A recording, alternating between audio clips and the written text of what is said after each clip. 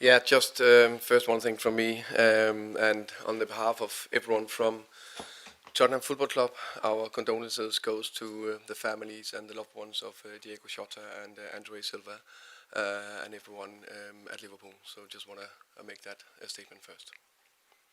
Gary, from the start off. Oh, funny to see you here. Different surroundings, yeah. It's 5 weeks now since we heard that you were taking the job. I'm sure you didn't start work straight away here at the training ground, but at the time you've been here, now met most of the players and worked with them as well. Is it what you expected? Bigger job than you thought, or an easier job than you thought? It's the easy part now, huh? It's the honeymoon. Everyone is happy. The sun is shining. We haven't played a game yet, but it's super exciting. It's a massive club, a huge club in England and in the world. I'm super excited myself about it. Everyone have been kind and friendly, open-minded. So, yeah, it feels good, and the best thing is it feels natural.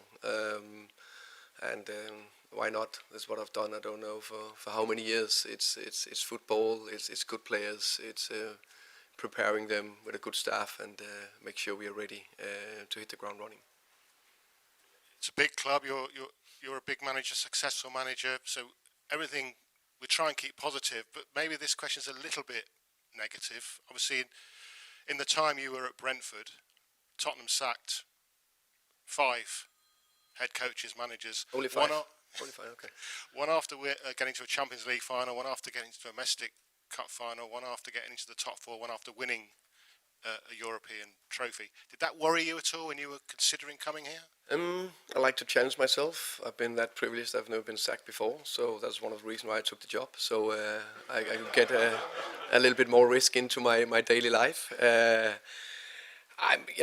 Coming to a big club, there's pressures. There's we need to perform because it is we. It's me, it's the staff, it's the players, it's everyone, and we need to do that together. I like the ambitions, and I'm everything I do, every decision I made so far, everything is for the long term. It's not about surviving one game or 1 year or 18 months or what is the average. No, it's for the long run. Obviously, there's going to be a squad that's going to be adjusted slightly based on what you're hoping to get, departures and arrivals. I just wondered if I could ask what your take is on the Morgan Gibbs-White situation. There's been a lot of noise from Nottingham Forest, nothing much from Tottenham. What's your take on that situation? You know me well, so I'll use what I've done all the time. I'll not speak about players that is not mine. I think I'm doing 2 exceptions, and they're getting older. Is Ronaldo and Messi. The rest, I'll just speak about the players who's inside and in the squad of Tottenham. Charlotte, please. Thomas, firstly, congratulations on your new role here Thank at you. Spurs. When Ange Postecoglou left the club, there was an outpouring of emotion and a lot of farewell messages from the players. How have you found the mood within the camp since the players returned, and what has your main message been to the players so far? First and foremost, I think I've said that before. I think Ange will forever be a legend here at Tottenham. He's one of 3. There's won a European trophy, and there's the first one in 41 years. So unbelievable, fantastic, great achievement. I see happy players, positive, smiling, energy, training well. So yeah, good vibe around the place. There should be a good vibe. They just won the Europa League title, going into a new season, everything exciting, and in football and in sport, it's about dreaming and hoping. So that's what we do. Absolutely. You've got a number of friendlies this summer, starting off with Reading tomorrow. How important is having a good pre-season for you personally, just because you've come into the club? I think good pre-season is very good, but I think that's a few things. So one thing, we need to hit the physical targets. So we need to make sure they are very fit. We need to make them strong and robust, so we can go through a long season, hopefully competing in 4 tournaments. That's the plan. So that's the biggest thing. Then the second biggest thing is getting the principles I want into the players, and you train to get better. And the friendlies, you use them to get better. Of course, we like to win them, and it will always be nice to win. I can't remember how many games it is, but I know the next one is Reading tomorrow. That's the most important one. So that's the purpose of the preseason. And touch wood, have everyone available for the Super Cup, the 13th of August. And Spurs have signed Mohamed Kudus. What do you feel he brings and will bring to your squad? I think it's a great signing from the club. I think it's top work from Daniel and Vinna and Johan, getting a very good player in early in the preseason, so we can start working with him. I think he gave us a bit of that unpredictability in the game. I think his 1v1 actions are top. I think his slide passes are top. I think his finishing is very good, and he is in almost a perfect age to perform, but also take the next level. Hi Thomas. Because Tottenham won the Europa League last season after a long wait, does that change what is expected from you at your first season? Is the challenges higher than previously known? I don't know. I think it was extremely positive they won. That gave them that fantastic trophy this club deserve, and they need it. My aim is that we can hopefully add to that. The first thing and the first aim is that we need to be able to compete in all 4 tournaments and do it on a consistent level. That's gotta be the ambition we build towards, because I think 2019 Champions League final. I think that's the last season where the club managed to compete in more than one competition, and that's got to be the aim. We need to be able to compete in the Premier League, and need to compete in Europe and also in the cups, and that is a very highly demand, but that's got to be the aim. And if you compete, there's maybe a chance that you hopefully can end top, but we need to be able to build to compete first.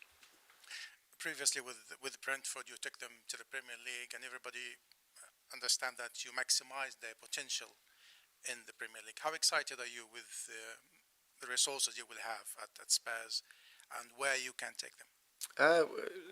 Super excited. I think there's a fantastic training ground, fantastic stadium, so all the facilities are top, and we just need to build from there.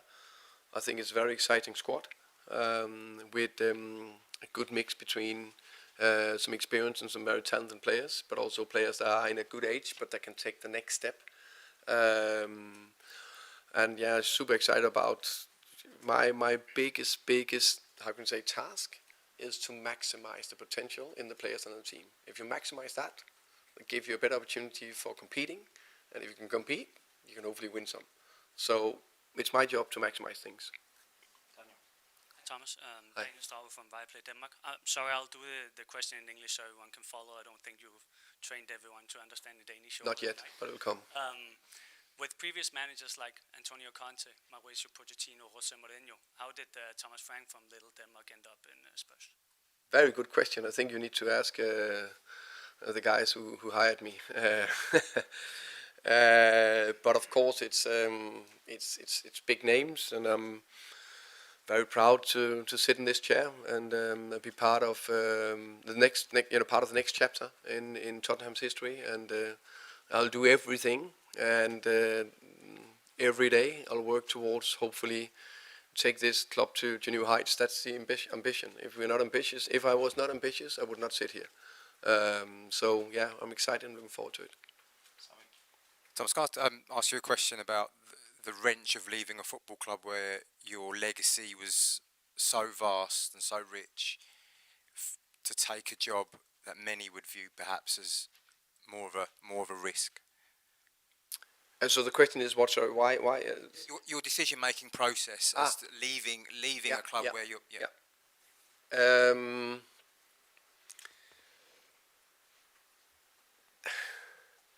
In a way, it was very difficult. In a way, it was very easy. It was very difficult because I'm a person that go all in when I'm in every relationship, work, friendship, marriage, whatever it is, go all in. And when you go all in, let's say in work on a football club, you get attached. And I had a fantastic time at Brentford with fantastic people, from staff, players, fans, everything. Really, really loved my time there. But I also felt that maybe it was time to challenge myself and get another opportunity. And then when a club of Tottenham's magnitude are knocking on your door, I would like you to be in front of it and be part of hopefully a successful journey. Then yeah, I couldn't turn it down. And I know you don't want to answer any questions or be asked any questions about players who aren't in the building. If I can ask you a question about two players who are, there's been some speculation regarding your captain and your vice captain, Heung-min Son and Christian Romero. Can I perhaps get your reflections on those two players and whether you're banking on them for next season? Two top players. Sonny, been here 10 years, finally got his well-deserved trophy in the summer. Yeah, so important for the team and the club.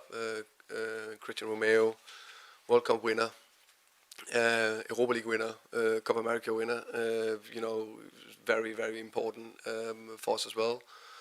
Both have trained well, setting the standards out there on the training pitch, and both will play tomorrow. So I'm very happy. Hi Thomas, congratulations. Thank you. Just wanted to ask, during your time at Brentford, the team was very adaptable, you had different players. Have you got a specific idea of the style of play that you want to play here at Spurs?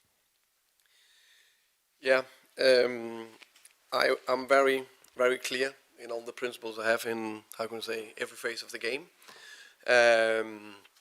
What I will like to see from the team and the players is I want us to be brave, I want us to be very aggressive, and I want to attack. And I think brave is absolutely linked in dare to do, dares to do. And if you're not brave, it's very, very difficult to achieve anything. And I think it's very important that we take risk, because if you don't take risk, you also take risk.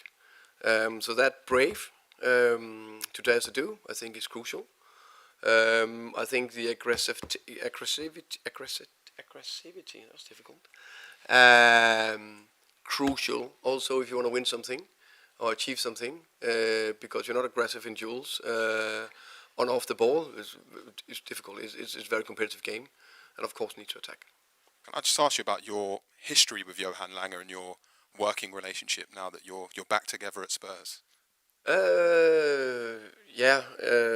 First, Johan have been done very well, going first to Villa as the technical director, and now coming to coming to Tottenham.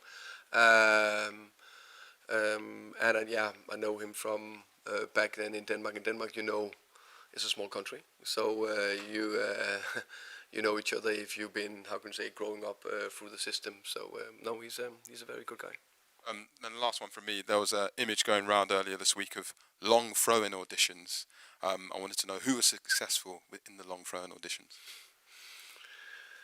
Let's see. I would say I believe that not only maximizing the players' potential and team's potential, we need to do what we can to make sure we have enough threats from everywhere on the pitch, and that's one area, set pieces. Hi Thomas, hi. I'm good, thank you. Thank you. When you took over from Dean Smith at Brentford, it was very much under the radar. Not many people knew who you were. Now you're not under the radar. Everybody knows who you are. What pressure does that put on you on day one of the season as Spurs manager? I don't know. I think it's a natural. It's a good pressure. The interesting thing is, it's not when you are in it. It's something I've done for many years. I'm very aware there's a big club. There is more, and there will be more scrutiny because, as I said to the staff the first day here when we had a meeting here with all the staff in here, I'll promise you one thing. One thing is 100% sure. We will lose football matches. I haven't seen a team that are not losing any football matches. There is Arsenal, that we can't mention, in the Premier League. So I made my first rookie mistake there. And there was at Preston back in that they did. Those I think the only two teams in a Premier League season. Then it probably lost in the cup, and they probably lost all the games. So that will happen, of course. So that will be a natural pressure, but the daily work is natural, and I think the biggest pressure is the pressure I would put on myself. You said you want your style of play to be aggressive, attacking. How do you do that without losing 22 Premier League football matches in a season? That should be, I think, I said brave first. Brave is on the ball, but also off the ball, how we defend, let's say in high pressure, for example. But also said aggressive and also attacking. And those are the three good buzzwords that I will continue. I'm quite consistent in my messages, saying. But I also started saying, I think it was Jay who asked me about what's the style of play. I have principles for all the phases. That means also when we defend low, when we defend middle, when we defend high, and how we defend the box. So I think that's quite important. We do that. If we want to win enough football matches, we need to be a well-rounded team. And finally, you mentioned this is still your honeymoon period. You had a good marriage at Brentford with Matthew Benham and Cliff Crown and everybody else. How's your marriage going to work out with Daniel Levy? Marriage is a strong wording, I would say. I think I'll go that far. I'm only married to my wife, Nana. But I had a fantastic relationship, there's no doubt about that, with Phil Giles and Matthew Benham, John Varney and Lee Dykes. And I'm expecting and will work on getting as good a relationship to Daniel, Vinay, and Johan. I think I'm pretty good with people, so I'm very optimistic about that. Thomas, congratulations. Thank you. There's a few players maybe at the club that you potentially tried to sign in the past yourself at Brentford, maybe Archie Gray perhaps, Brennan Johnson, players like that. How good is it to have them now within your squad, and any others that you've looked at in the past at Spurs and wished you'd had? Definitely good to see Archie Gray and Brennan. I think it was a secret, it's not a secret. You guys apparently know everything. I still haven't figured out how you get all that information. But of course, when you come to Tottenham, no one find out anything, right? It's like top secret here. Everything will slip out. Nothing will slip out. No. So it's good to work with them. They're two fantastic footballers and two good people. I think the rest, on top of my head, I think there was not possible for Brentford. Just going back to Sonny and Christian Romero. Have you had conversations with them yet about their future? Because obviously Sonny's only got 12 months left in his contract. My expectation is that all the players are here, and they're training well. That's what I'm focusing on, and they again very impressed by them. They set the standards and they train hard. So. And as I said, they're playing tomorrow. I think that's a good indicator that they are here at the club. We've got a few players coming back from serious injuries. James Maddison, Kulusevski, Dragishin. Any idea when we'll see them involved? Yeah, Maddison is the closest one. He is part training with the team, so that's very positive. Obviously, a key player. Dragishin and Kulusevski is a little bit further behind. James. Hi Thomas, congratulations. Thank you. Just on Son, have you decided who your captain will be yet? Will he still be captain? Good question. I haven't decided anything on that. I think I have a long list of bullet points I need to get through, so I take him in the right order. But he was the captain last year, and when we play 245s tomorrow, Son and Romeo will be the two captains for each team. So, but I haven't made a final decision. Will that be your decision, or will you let the players vote? That'll be my decision. And you mentioned earlier the challenge for Spurs is competing on four fronts. I mean, how hard is that going to be when you look once again at the money that Liverpool are spending, City spending, Chelsea, Arsenal? I mean, how tough is that challenge? That's of course tough. I think it's fair to say those three clubs are a tiny bit ahead right now, and actually I'm not focusing too much on them. I'm focusing on us and what we can do. And I think, can we get closer and competing in all situations? I think is a good first step. And how close is that? I'll not answer that, because I think let's play some games and then talk about it then.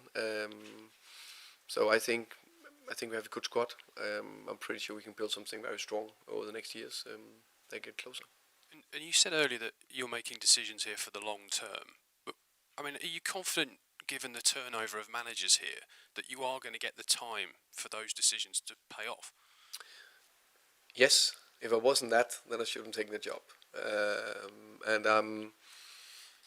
I had very good conversations with Daniel and Vina and Johan. It's been very positive.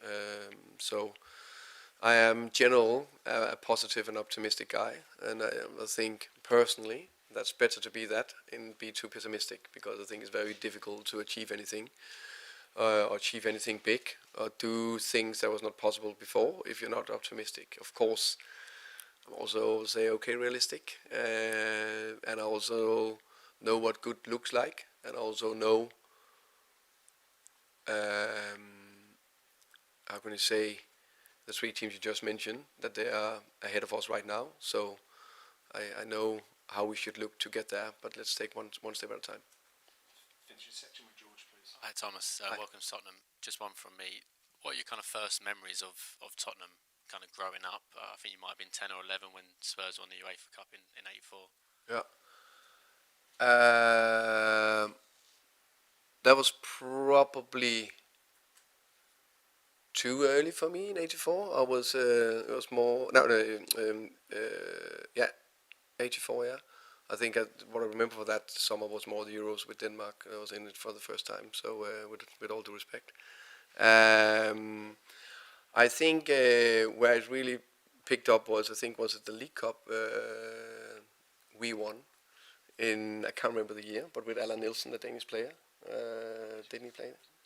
He was 99? Huh? 99? Yeah, 99, yeah. So I remember that.